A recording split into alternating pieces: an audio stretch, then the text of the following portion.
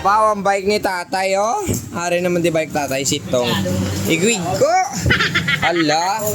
Makda-makdaw. Oh. So, kailangan mga guys, hugasan na ni tanay tanan, no? Kagibaylot atong wheelset, itong agindala. Para at least, do gwapo man ang iyay tsura. So, lakata. Sabit muna natin yan, sabay hugas. Let's go. Umo. Ay, di puta, grabe. Pigo tayo ba?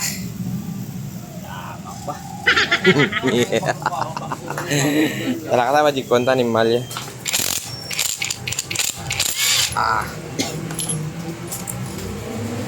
Ituray na karoon na yan, mapawan man.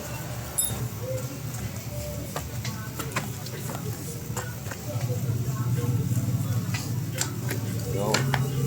Tanggalan natin. Wow. Ganda ng kapit mo tayo.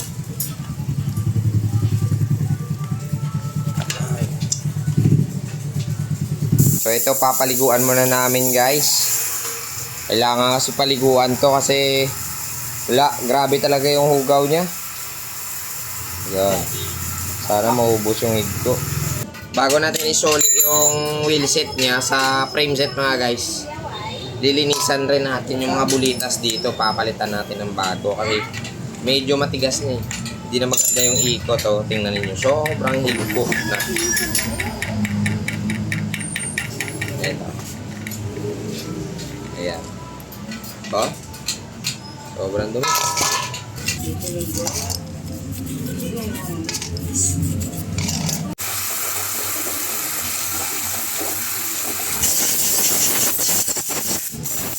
Gas, ako naman. Yun talaga yung swap. Ako ba guys?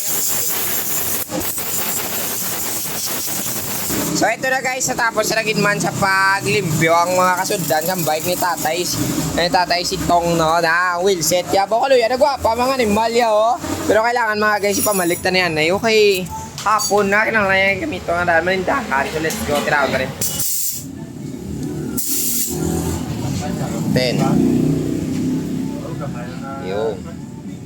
So ara na mga guys, natapos na ng bike ni tatay si Tong. Ara, guys, ang iya nga unit, oh. Nice. Okay mo na si Matay? Naihaway na problema. Nalimpyo, gid man ang animalya. So nagano ni mga guys ang iya nga wheel set. Si kanan man siya pero good sa kondisyon niya kay ginsta na yung mga bulitas. Ha?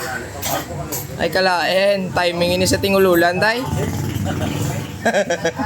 Ay nagamit sa nagamit sa summer mo. Ayo. At nila balaban eh. Iwas agsik ah.